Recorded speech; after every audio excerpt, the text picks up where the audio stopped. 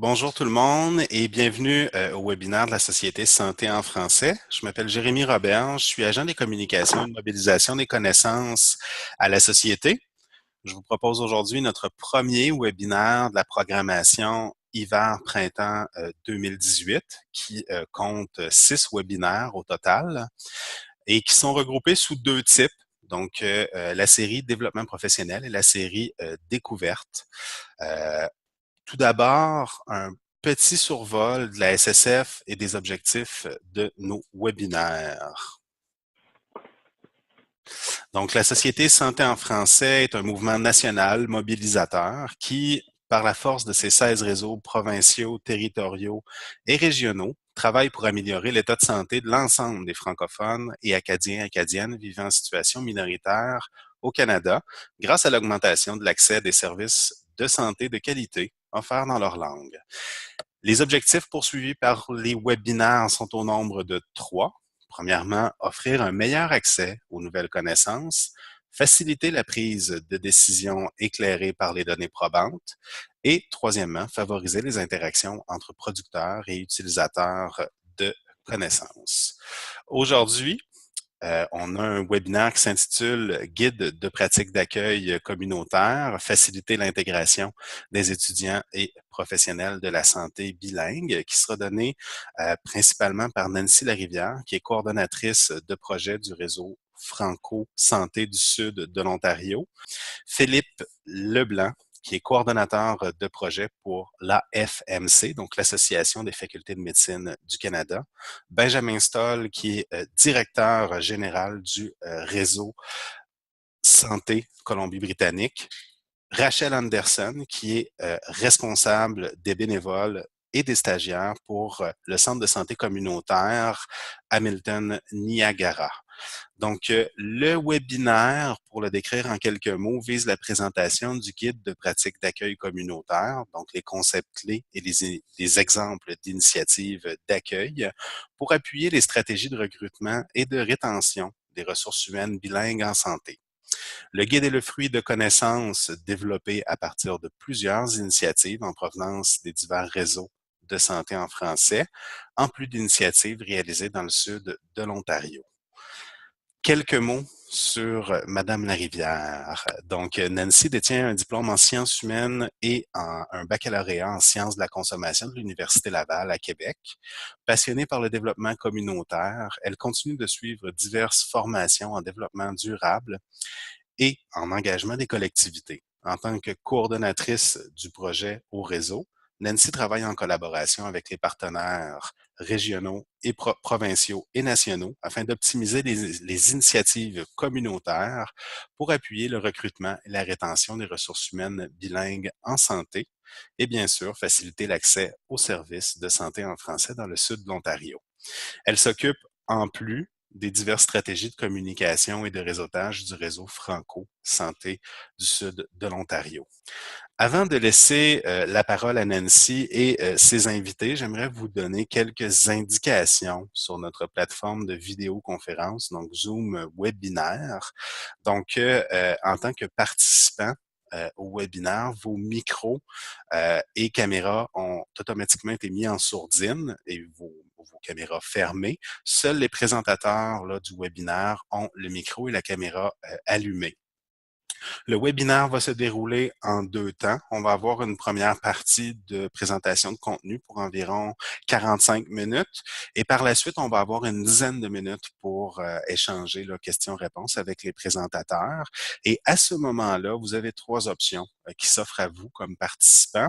Vous avez une option de lever la main, donc il y a une petite main qui est disponible dans les fonctions. À ce moment-là, ça me permettra d'ouvrir votre caméra et votre micro pour que vous puissiez vous adresser au présentateur.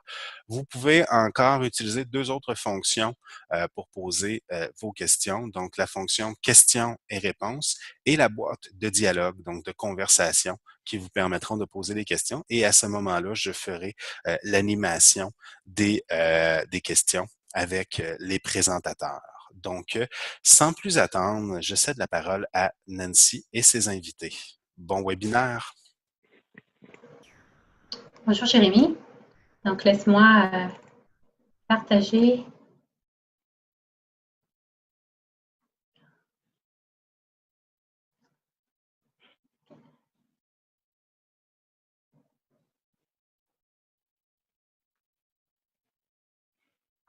OK, il faut switcher.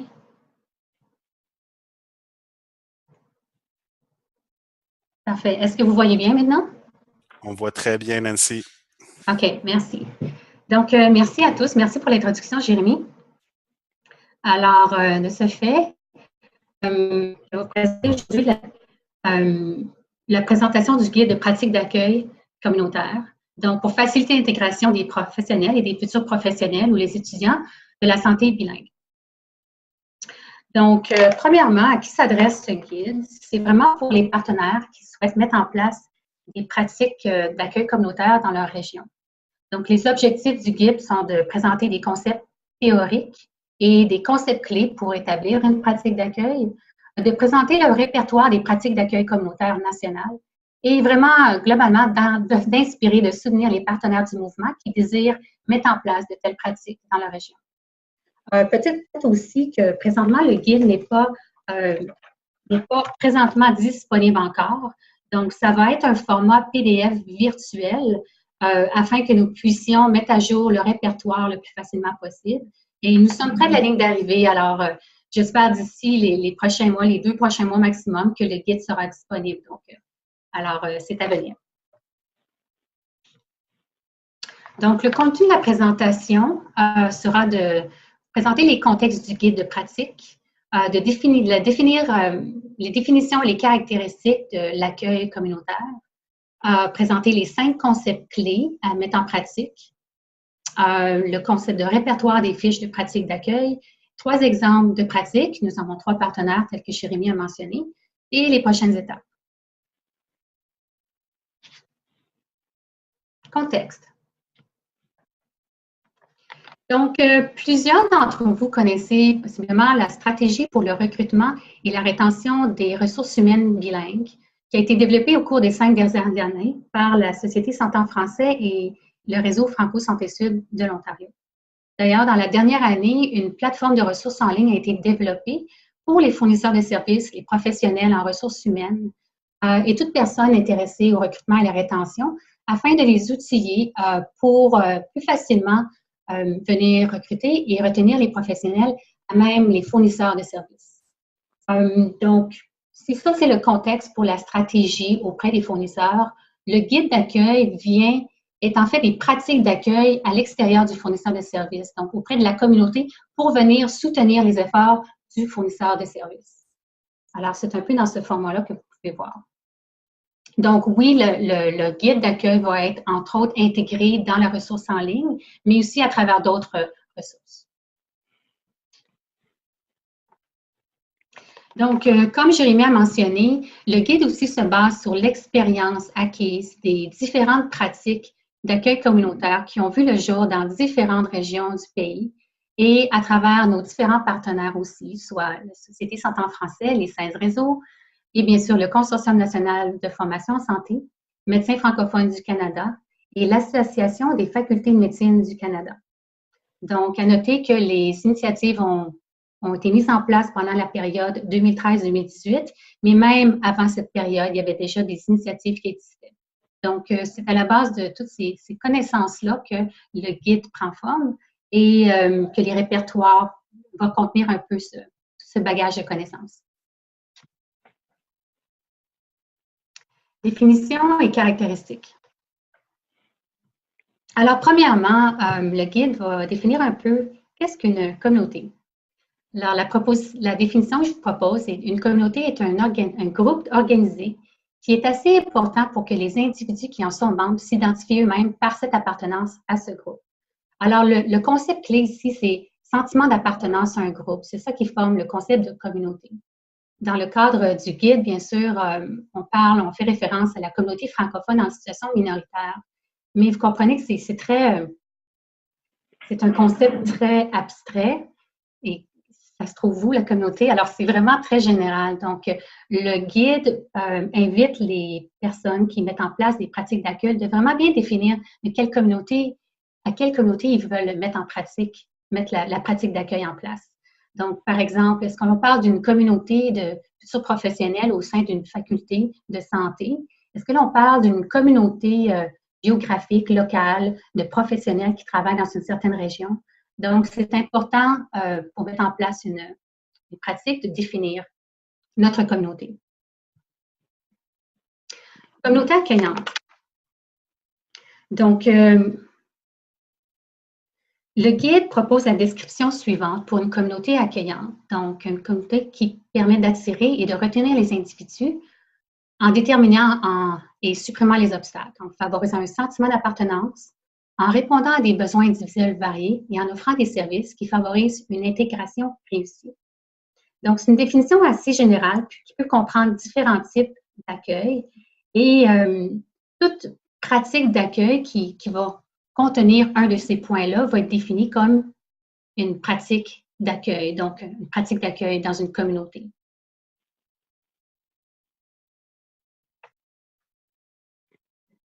Capital social. Alors, le capital social se définit comme une forme de mesure du nombre, de l'étendue, de la variété et de la richesse des relations sociales qui existent dans une communauté. Puis, selon l'étude de Daniel Demoissac, avec ses partenaires qui date de 2014, on explique que plus qu'un capital social est élevé dans une communauté, et plus qu'il y aura capacité d'attirer, de recruter, de retenir les ressources humaines bilingues. Donc, c'est vraiment un élément essentiel qui se joue non pas à même les fournisseurs de services, mais à l'extérieur. Alors, c'est vraiment quelque chose sur quoi les communautés de pratique, les initiatives d'accueil vont pouvoir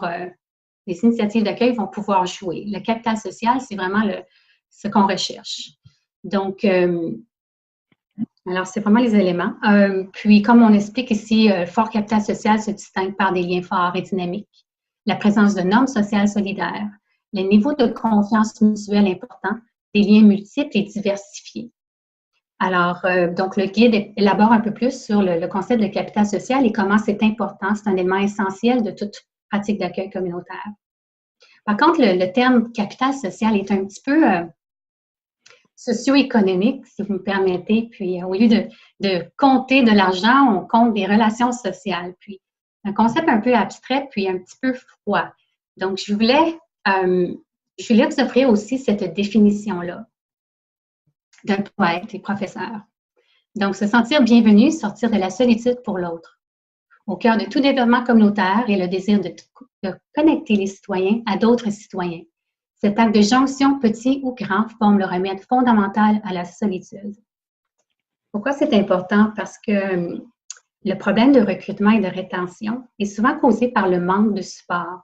L'isolation des professionnels bilingues qui se retrouvent des fois seuls dans une organisation anglophone. Donc, ceux-ci n'ont pas toujours le support pour faire leur travail ou même pour vivre dans leur langue. Donc, c'est difficile pour eux d'établir des racines communautaires. Donc, oui, le capital social, mais à la base même, c'est le sentiment de solitude qu'on tente d'enlever, de réparer en créant des liens sociaux. Alors, c'est vraiment un peu la base même d'une pratique d'accueil communautaire. Je pense que c'est important de retourner à la personne même pour garder ça en esprit lorsqu'on fait notre initiative. Un autre concept à vous présenter, c'est les approches. Donc, il y a deux types d'approches lorsqu'on met en place une initiative d'accueil communautaire ou une pratique. J'utilise les deux mots interchangeables, donc initiative, pratique. Alors, l'approche qui est en mauve présente l'initiative descendante, ou en anglais, on dit top-down. Donc, c'est un peu les étapes. Bien sûr, ça varie, mais en général, une approche top-down, il y a une identification des résultats souhaités. Donc, soit ce soit au niveau de l'Organisation mondiale de la santé, le gouvernement fédéral, provincial, il y a des objectifs qui sont souhaités. Une stratégie est mise en place. Par la suite, on élabore des projets, on engage des partenaires, on fait la mise en preuve de ces projets-là, suivi et finalement évaluation des résultats. Je pense que beaucoup des partenaires connaissent cette technique-là. C'est vraiment l'approche le plus souvent qu'on utilise. Tandis que l'approche ascendante, c'est le bottom-up approche. Je trouve que les noms anglais parlent plus. Donc, c'est une initiative qui part à la base avec les besoins identifiés par la communauté. Donc, la communauté travaille ensemble pour établir une approche afin de créer une stratégie pour renforcer leur communauté, il y a la mise en œuvre, le soutien de la prise en charge par la communauté et évaluation de cette prise en charge-là. Est-ce que l'autonomisation de la communauté s'est faite? Donc, c'est deux approches qui jouent souvent ensemble et que l'on côtoie. J'ai mis ici sur cette diapo un peu les différences entre les deux approches. Donc, une tente souvent de résoudre un problème identifié par des agences externes, tandis que l'autre, c'est vraiment la communauté elle-même qui identifie ses difficultés ou ses défis. Dans l'une descendante, des décisions sont prises par des agences ou groupes nominés et souvent des agences externes viennent en aide pour fournir des ressources. Tandis que l'autre, les décisions sont prises par les membres de la communauté et les agences externes viennent en titre d'appui.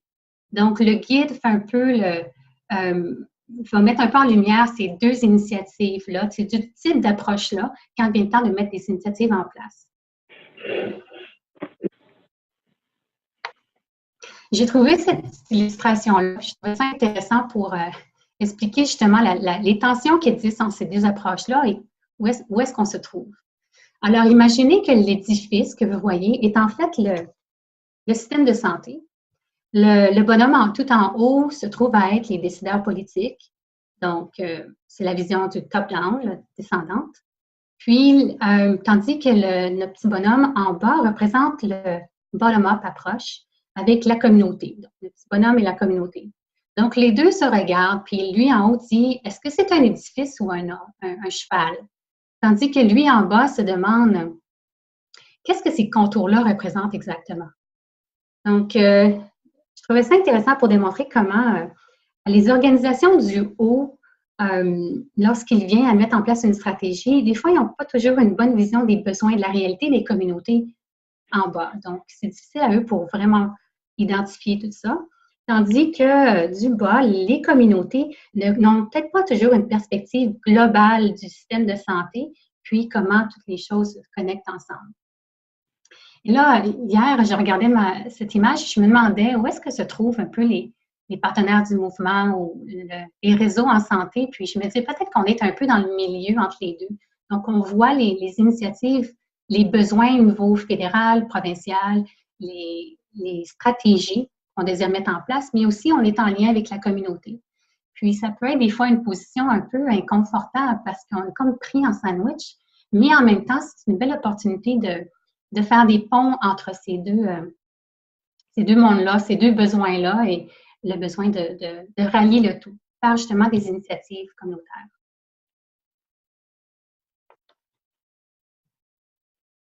Donc, à ce titre, je vais vous présenter maintenant les 5 concepts clés.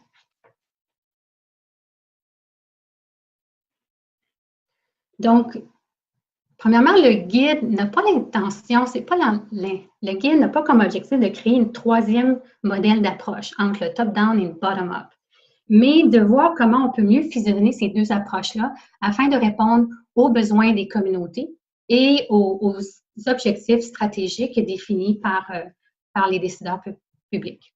Donc, les concepts qui sont présentés par le guide proviennent entre autres de l'expérience, des 5 ans d'expérience et plus, des différents partenaires du mouvement et des éléments qui peuvent être pratiquement mis en pratique dans les initiatives d'accueil pour aider à fusionner un peu les deux modèles. Donc, on va revoir ensemble l'équipe multidisciplinaire et inclusive, vision commune, l'appui des champions communautaires, stratégie adaptée à la communauté, relations fortifiées et renforcement de l'accueil.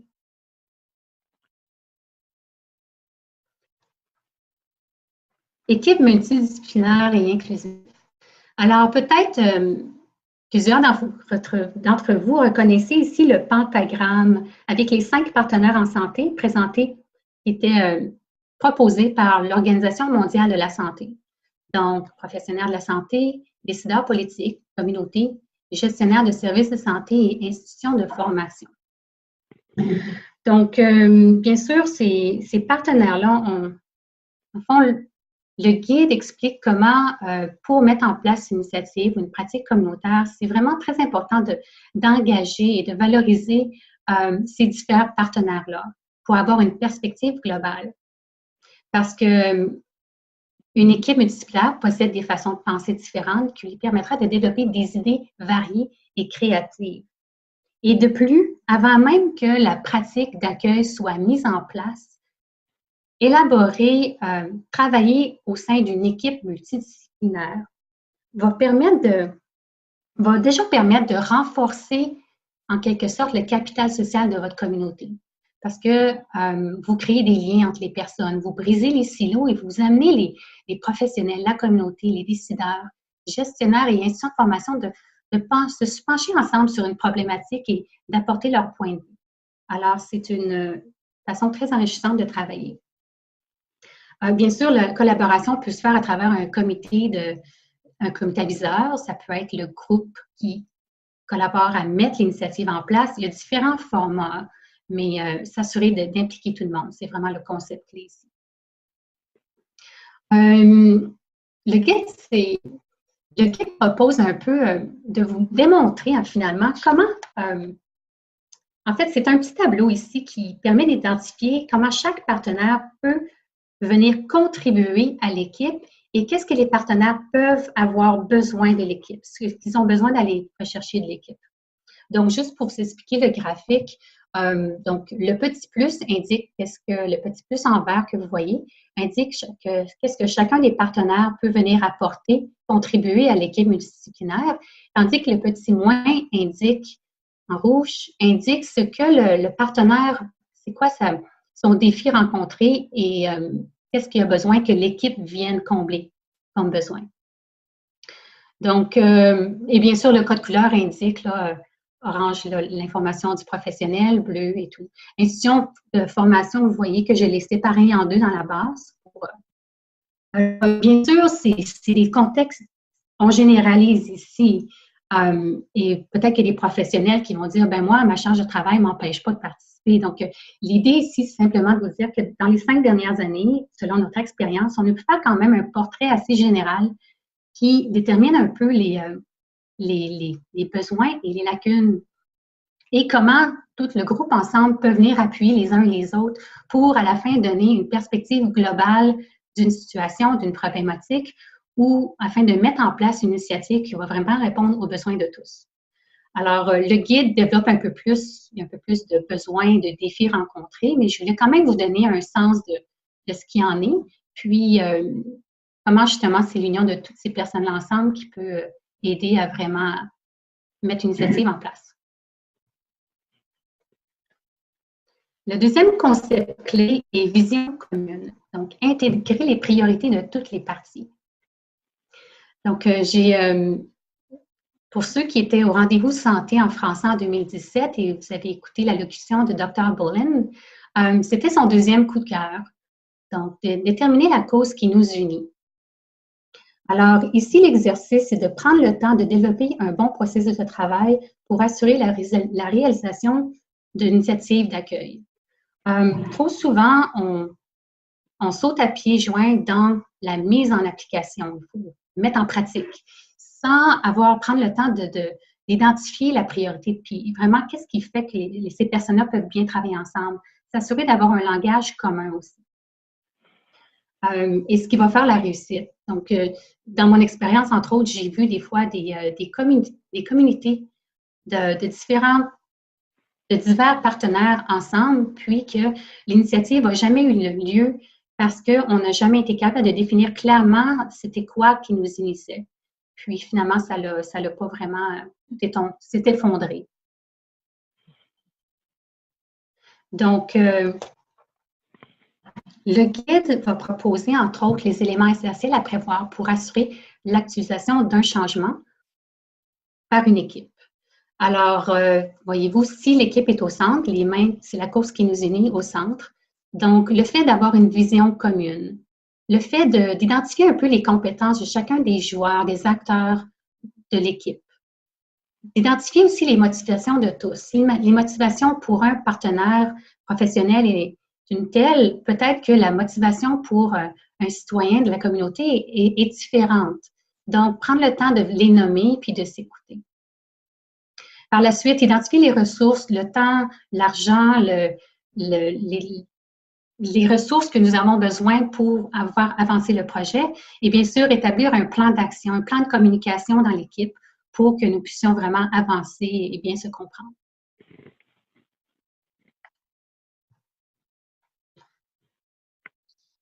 Le troisième élément clé est l'appui des champions communautaires. Donc, prendre avantage de leur expérience et rechercher leur appui. Donc, les champions communautaires, c'est des personnes qui ont la capacité d'inspirer et d'influencer les membres de la communauté. Et ils peuvent avoir une influence importante sur les chances de succès de la pratique.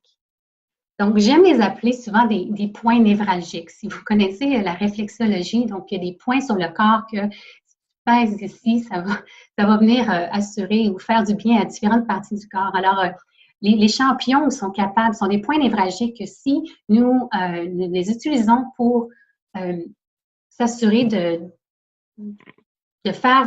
diffuser la pratique communautaire, on a beaucoup plus de chances d'atteindre et d'inciter, d'motiver les partenaires et les participants à l'utiliser, puis à en prendre avantage. Donc, c'est un peu la force de ces champions-là. Il y en a de différentes sortes, donc je voulais un peu pour vous inspirer, rapidement vous montrer 4 de nos champions dans le sud de l'Ontario qui sont été, entre autres, nos points névralgiques pour faire avancer des causes. Donc, et bien sûr, un champion peut être un champion dans un certain domaine, comme donc, nous avons une championne, Annie Davidson.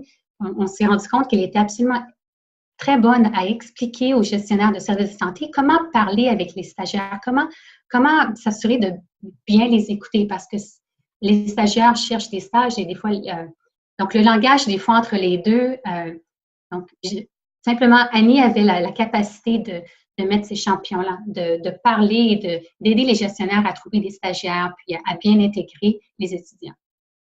Carly Vincenten, c'est une étudiante en médecine qui est une championne auprès de la communauté. Elle a vraiment vu l'importance de pratiquer son français puis de s'engager auprès de la communauté.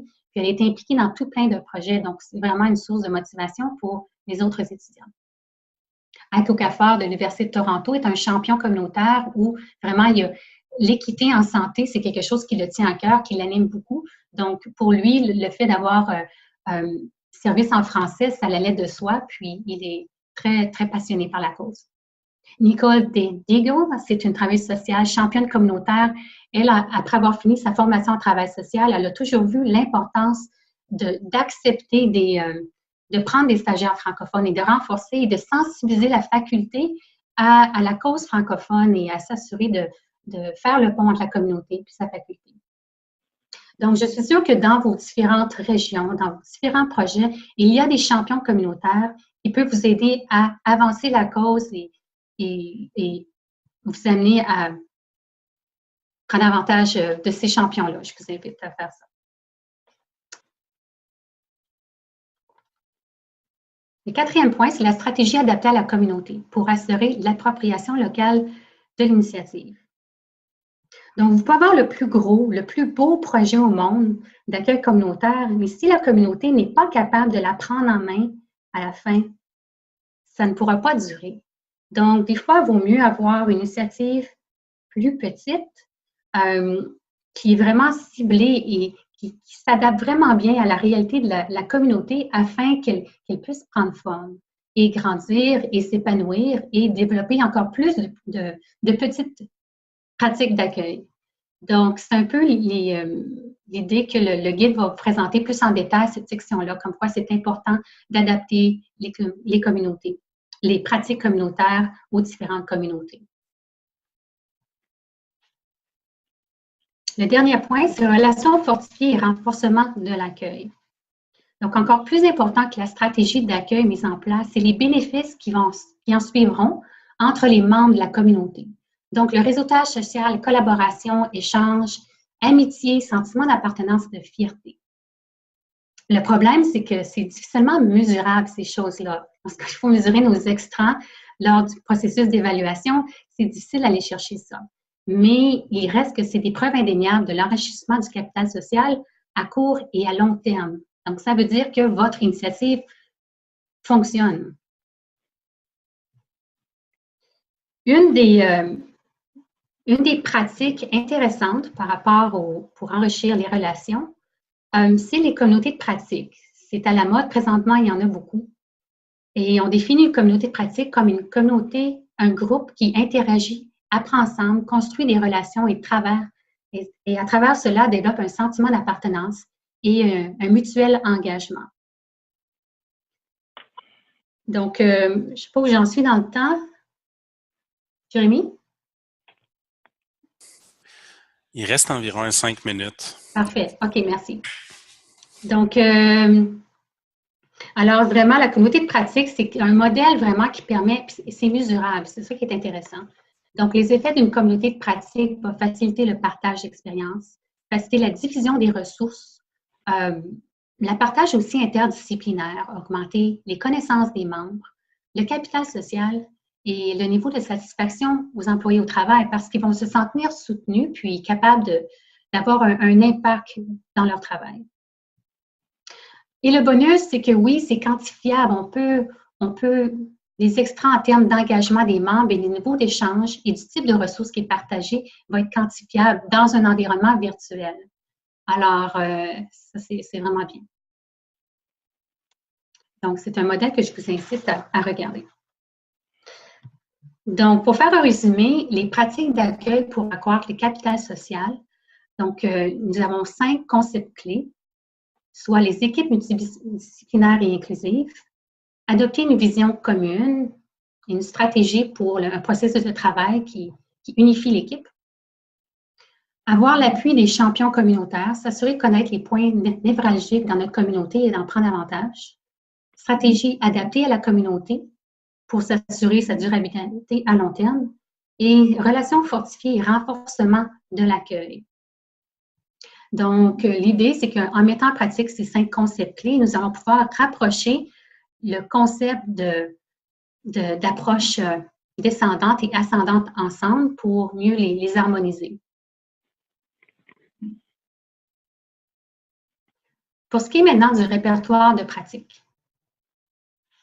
Donc, tel qu'expliqué, le répertoire de pratique tient compte des différentes initiatives qui ont été testées et prouvées partout au Canada et vise aussi à offrir de l'appui et inspirer ceux qui aimeraient en mettre en place.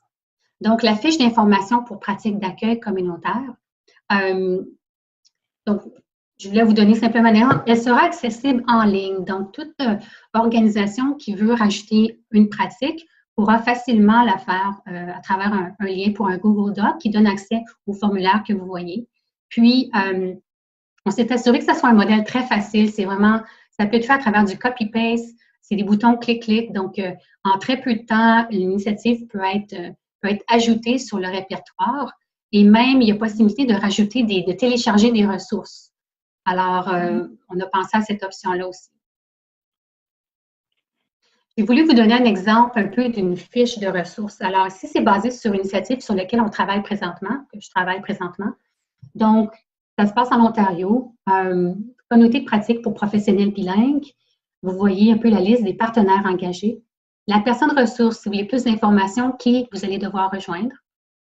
Description de la ressource. Je suis désolée, notre terme de référence est seulement en anglais présentement, mais je trouvais pour l'exercice, c'était acceptable. Donc, le site web où la communauté se trouve, les partenaires impliqués, donc ça vous donne une idée quel genre de partenaires sont impliqués dans la pratique. Les ressources que je peux partager présentement, donc présentement, par exemple, ce serait le terme de référence que je peux partager. Et donc, je vais télécharger sur le site. Et les droits d'utilisation. Alors, c'est à l'initiative, aux responsables de l'initiative de décider qu'est-ce qu'on peut faire avec leur matériel. Donc, il y a différents niveaux d'autorisation qui peuvent être utilisés.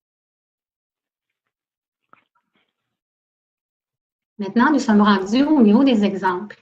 Alors, je voulais m'assurer d'avoir des partenaires, ça c'est juste moi qui parle, mais que justement 3 partenaires puissent vous donner leur expérience de communauté de pratique au sein de leur milieu. Alors, je laisse la parole à Philippe ou à Jérémy, je ne sais pas qui veut parler en premier. C'est beau, Philippe. Philippe peut y aller. Merci, Philippe. Je te passe la parole. Et tu me laisses savoir quand je tourne tes diapos. Oui, absolument. Merci, merci Nancy de cette présentation-là. Je crois que Jérémy m'a déjà présenté, mais je m'appelle Philippe Leblanc. Je suis le coordonnateur de projet pour le projet Franco-Doc à l'Association des facultés de médecine du Canada. Donc, je peux laisser le soin à Nancy de changer la diapo. Le projet Franco-Doc, en fait, c'est un projet qui a été lancé en début 2015 avec l'Association des facultés de médecine du Canada ainsi que 3 partenaires communautaires, donc la Société Santé en français, l'Organisme Médecins francophones du Canada et le Consortium national de formation en santé. Donc, le but de ce projet-là était d'assurer le développement et le renforcement des ressources médicales francophones en allant cibler les étudiants de médecine dans les facultés de médecine anglophones et ensuite les placer en lien avec les besoins des communautés francophones minoritaires. Ce qu'on veut dire par là, en fait, c'est au Canada, il y a 17 facultés de médecine, dont 3 sont francophones, donc elles sont situées au Québec. Et l'idée qu'on a eue à travers notre initiative et d'autres projets qui ont été faits par la FMC dans le passé, c'était de trouver une façon pour aider directement les communautés francophones en situation minoritaire en essayant de faire un meilleur lien avec les étudiants en médecine qui sont dans ces communautés-là. Donc, je pense par exemple à, vous allez entendre Benjamin Stoll, qui est du réseau de la Colombie-Britannique, l'université de la Colombie-Britannique a une faculté de médecine et on se pose la question, est-ce qu'il y a des étudiants dans ces communautés-là et comment est-ce qu'on peut les intégrer de façon substantielle dans les communautés francophones. Donc, on peut changer de diapo. Donc, les objectifs du projet, c'était d'établir un mécanisme pour identifier et mobiliser les étudiants francophones et francophiles dans les facultés de médecine anglophones. Donc, on écarte les 3 facultés du Québec et on se concentre spécifiquement là, sur les facultés anglophones. Ensuite, notre deuxième objectif, c'était d'offrir de la formation préparatoire pour ces étudiants-là. Donc, connaissant leurs besoins, connaissant le nombre d'étudiants, on se demande, qu'est-ce qu'ils ont besoin d'apprendre? Est-ce que c'est le lexique médical francophone? Est-ce que c'est la meilleure communication avec le patient? Ou est-ce que c'est tout simplement d'être capable de mieux apprendre à discuter avec un patient? Donc, ou même, en fait, apprendre les enjeux des communautés francophones dans leur milieu. Ensuite, pour aider ces étudiants-là à bien comprendre les enjeux des communautés, notre troisième objectif, c'était de faciliter la mobilité et le placement des étudiants dans la communauté pour de la formation expérientielle. Donc, c'est-à-dire, les étudiants en médecine doivent tous faire des stages, des activités de jumelage au cours de leur formation. Donc, est-ce possible d'envoyer des étudiants francophones dans les communautés francophones?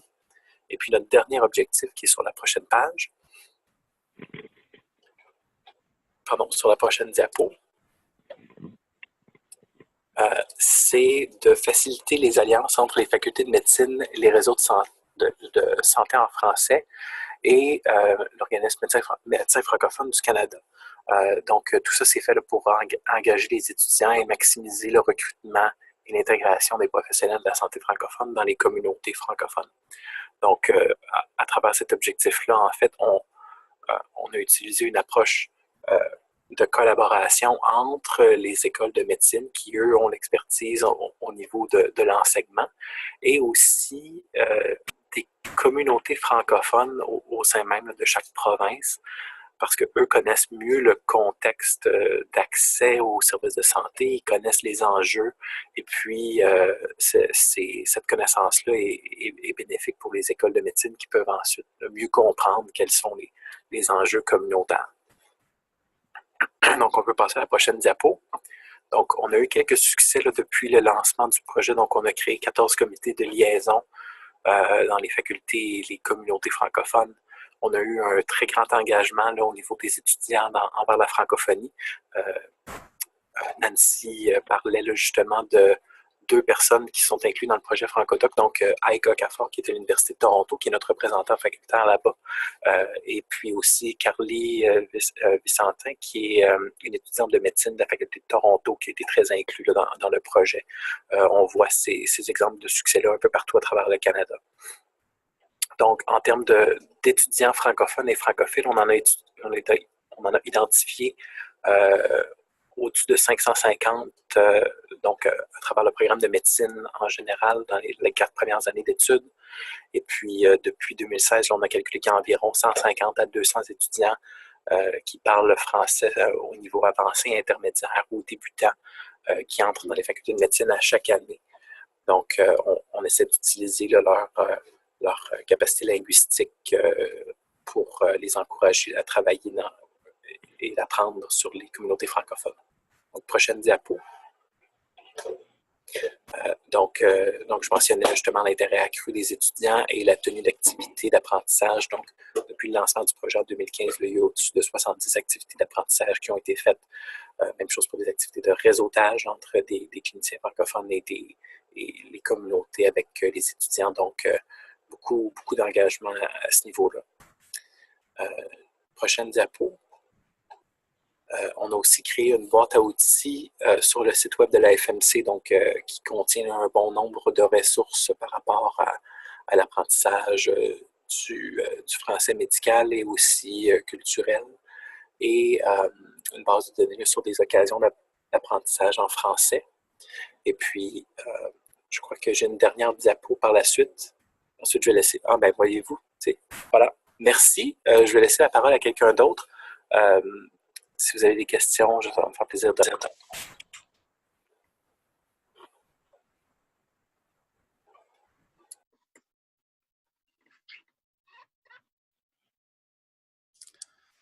Bonjour Benjamin, je pense que tu peux y aller.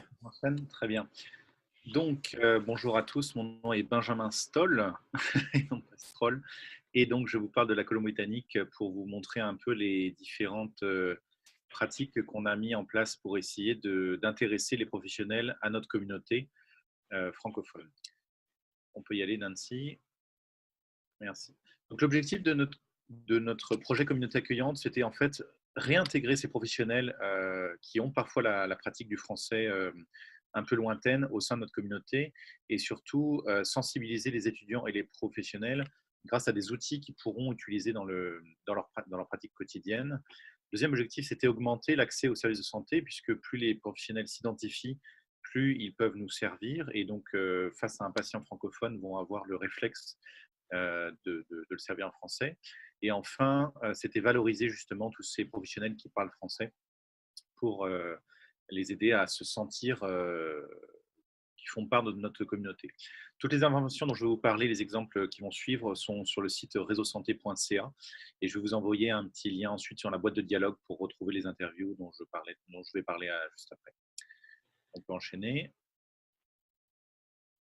Voilà, donc l'approche qu'on a eue, c'était une approche qui se base sur les envies et les besoins dont on a pu parler avec les professionnels qu'on rencontrait lors d'événements, et qui nous disaient, voilà, avoir un guide papier, avoir des ressources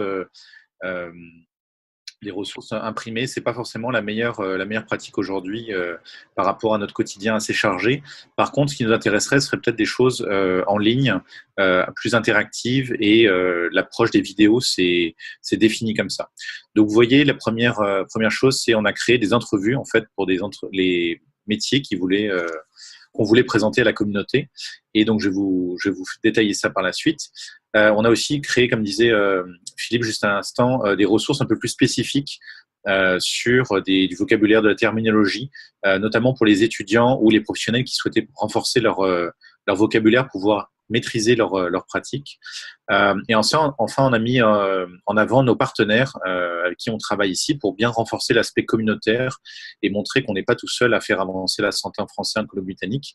Et donc, on a notamment notre partenaire, le Collège Éducacentre, avec qui on a développé des formations à destination des professionnels qui souhaitent renforcer leur français. Voilà, et puis ensuite, on a bien finalisé le tout avec tout ce qui concerne l'offre active, de façon à ce que les professionnels soient sensibilisés à cet enjeu-là et puissent se sentir confiants dans l'offre de services en français. On peut continuer. Voilà, un des enjeux de cette communauté, c'était faire rencontrer les professionnels qui parlent français. Et on a trouvé que faire du réseautage autour d'une thématique utile pour les professionnels, notamment les médias sociaux, c'était en 2016, leur faire comprendre grâce à un expert de Hootsuite comment fonctionnent des logiciels de gestion de réseaux sociaux. Est-ce que c'est utile d'être sur LinkedIn? Est-ce que c'est utile d'être sur Twitter ou sur Facebook quand on est un professionnel de santé? Ça leur a permis de se dire, okay, comment je touche ma patientèle, ma clientèle, et comment je la touche peut-être dans les deux langues officielles, justement. Donc cet aspect-là, cet atelier-là sur les médias sociaux a intéressé beaucoup de professionnels puisqu'il était thématique, ciblé sur leurs besoins. Et on l'a fait en français, et donc ça a été une belle occasion de réseautage. Et ils se sont rendus compte aussi que d'autres collègues parlaient français, donc c'était une bonne occasion pour nous de les mettre ensemble dans une même salle. On enchaîne. Le point majeur de notre projet, c'était de documenter de façon audiovisuelle les entrevues avec ces professionnels de santé-là, pour faire le lien entre la communauté de professionnels et la communauté de particuliers. Faire découvrir une profession grâce à une vidéo, c'est toujours un peu plus attractif, et ça a permis de faire des plans d'illustration et de mettre en avant le fait que le professionnel parlait français. C'est pour ça qu'on les appelle nos champions, parce qu'ils ont été capables de s'exprimer en français, de parler de leurs pratiques en français et de montrer aussi au grand public qu'ils étaient capables de les recevoir en français. Donc c'est pour ça qu'on les appelle nos champions. Vous voyez différents titres. Je vous ai mis une capture d'écran de l'endroit sur lequel se trouvent ces vidéos sur notre site internet, et je vous mettrai le lien dans la boîte de conversation pour aller voir ces vidéos. L'idée de mettre en avant certaines pratiques, c'est aussi, juste fini, Nancy sur avant, c'est mettre en avant certaines particularités que les francophones ne connaissent pas, et on peut découvrir comme ça des métiers dont on n'a pas l'idée qu'ils soient disponibles en français. Et pour finir, merci, slide d'après. Pour finir, c'est important de faire le pont avec la communauté. Donc, nous sommes allés sur le terrain, rencontrer les communautés pour leur mettre en avant le fait que les professionnels étaient capables de les servir en français près de chez eux. Et on est allé voir notamment les aînés pour des rencontres communautaires sur leur santé, pour voir un peu comment ils se sentaient en santé, ou la facilité qu'ils avaient à avoir accès à des services en français. Et sur le volet pour les jeunes, on a organisé une caravane santé au travers de la province pour aller faire le lien entre ces professionnels de santé qui sont dans des villes proches des écoles et les élèves et leurs parents et leurs grands-parents, et leur montrer qu'il y avait des ressources disponibles. Et on a créé des ateliers thématiques sur la nutrition, la santé mentale, le sport, comment utiliser une pratique extérieure à l'école, au sein de l'école, et ensuite les parents sont capables de faire le lien selon leurs besoins par rapport aux professionnels qui se trouvent près de chez eux. Donc, sur le site internet de Réseau Santé, vous trouvez tout un répertoire en ligne de professionnels qui offrent des services en français, et c'est grâce à ça qu'on arrive à faire le pont entre les gens qui offrent des services et les gens qui ont besoin de ces services-là.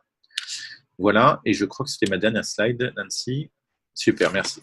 Donc, je vous envoie tout de suite sur la boîte de dialogue le lien vers l'interview d'un ergothérapeute qui explique comment elle arrive grâce à l'ergothérapie à aider les patients qui ont des problèmes de santé mentale. Et donc, vous pourrez naviguer ensuite sur le site pour voir les autres ressources. Voilà. Merci beaucoup à vous. Merci, Benjamin. Rachel? Oui, bonjour tout le monde. Merci de m'avoir donné l'opportunité de partager un petit peu par rapport au centre de santé communautaire Hamilton Niagara. Comme noté, je suis la responsable de bénévolat et des stagiaires. Et juste pour vous donner un petit peu l'information sur le centre, on est un organisme à but non lucratif qui fournit une gamme de services de santé primaire, de counseling, la promotion de santé, ainsi que des services d'établissement aux nouveaux arrivants.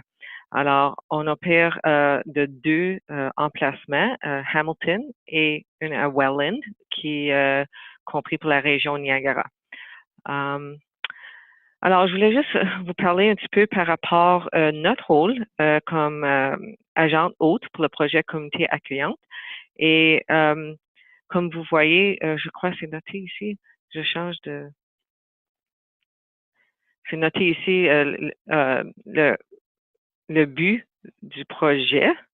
Une minute, là, excusez, j'ai perdu mon écran. Alors, c'était une initiative pour favoriser la rétention des professionnels de santé bilingue dans les communautés minoritaires. Alors, une des affaires qu'on a fait, c'était on a travaillé ensemble avec autres agences pour essayer d'identifier et cibler les étudiants francophones dans les universités et dans les collèges. Alors, une fois qu'ils ont été identifiés, on les invite à nous contacter pour faire leur stage de fin d'études. Alors, avec les stages, on leur donne l'opportunité de connaître les communautés minoritaires francophones. Alors, nous autres, ici, dans notre région, on a eu beaucoup de succès avec nos stagiaires.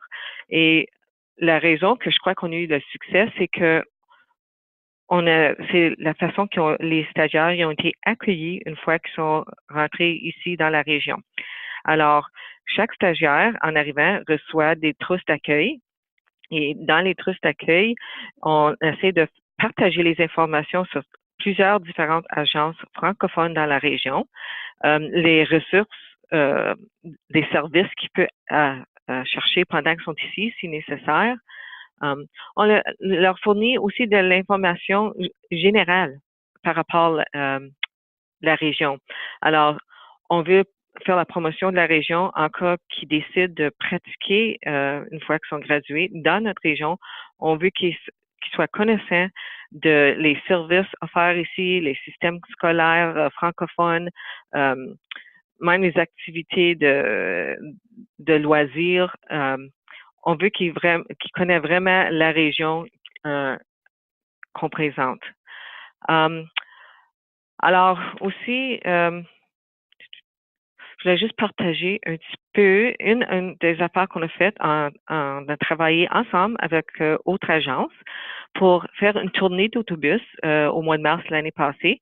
Alors ça, c'était que le but était d'assurer que les francophones dans les différentes universités et collèges sont connaissants de les différents fournisseurs de services dans les régions minoritaires.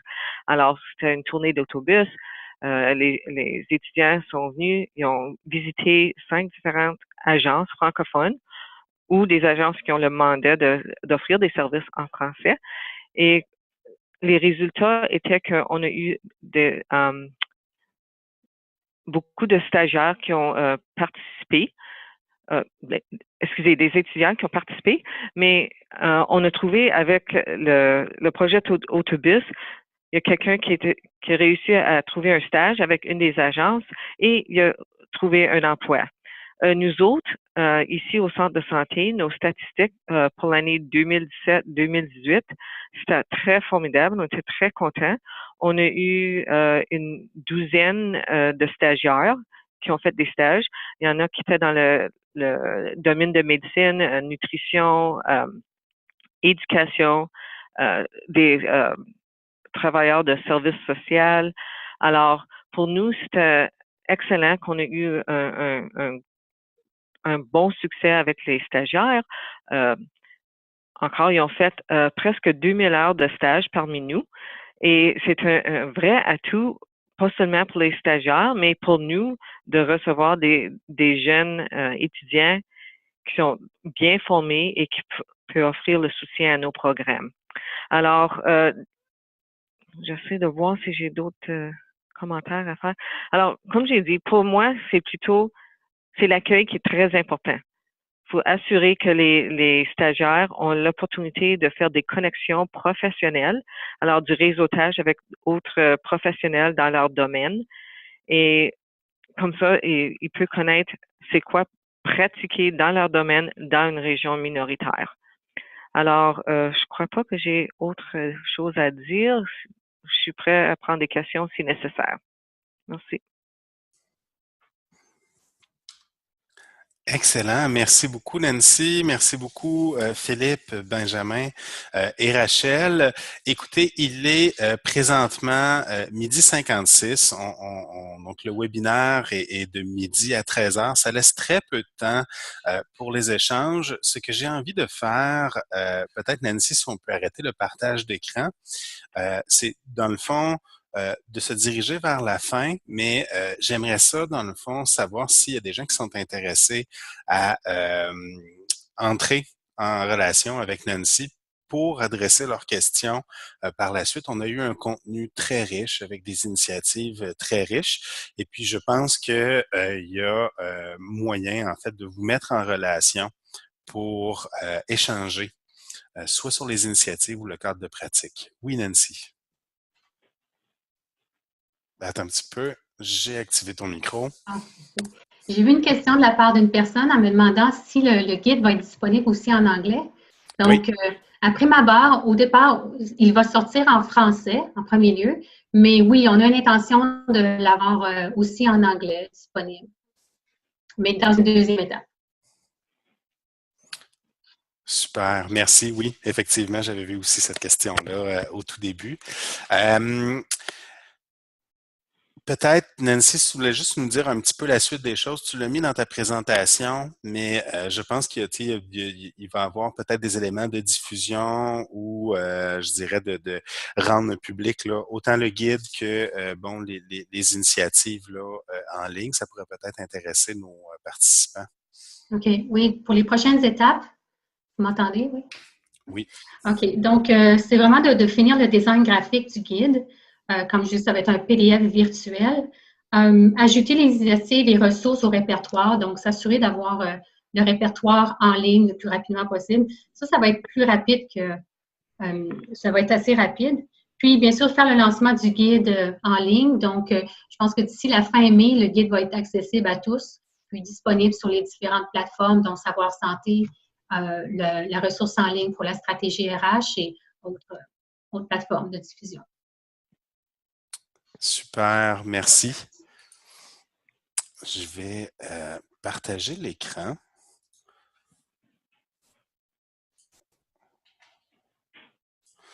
On va aller ici. Donc, c'est maintenant la fin du webinaire. Vous pouvez toujours utiliser la boîte de dialogue pour mentionner votre intérêt à être mis en relation avec Nancy ou encore les présentateurs des initiatives, donc Philippe Leblanc, Benjamin Stoll, Rachel Anderson, puis on pourra s'arranger pour faire le lien. Ou encore, si vous n'utilisez pas la boîte de dialogue pour mentionner votre intérêt, vous pouvez nous écrire à info@santefrançais.ca et dans le fond, nous adresser soit des questions ou manifester votre intérêt, puis on pourra faire le lien.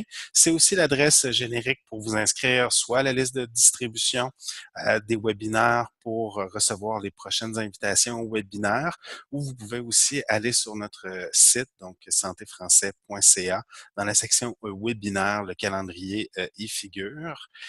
Finalement, on vous invite à remplir le questionnaire d'évaluation du webinaire. Donc, pour nous, c'est un moyen de colliger de l'information pratique, de faire une rétroaction aussi au réseau là, sur l'appréciation du webinaire. Et il y a toujours moyen de nous adresser là, des questions, commentaires là, via le lien d'évaluation. Donc, Nancy, je te remercie beaucoup pour cette riche présentation en contenu, puis la mobilisation des partenaires aussi. Je pense qu'on a eu une belle présentation aujourd'hui, puis quelque chose de substantiel. Merci beaucoup. Merci à tous aux trois partenaires aussi pour avoir partagé leurs pratiques. Puis merci Jérémy et Lise pour le webinaire. Excellent, super. Merci et au plaisir de vous retrouver pour nos prochains webinaires. Au revoir. Au revoir. Au revoir.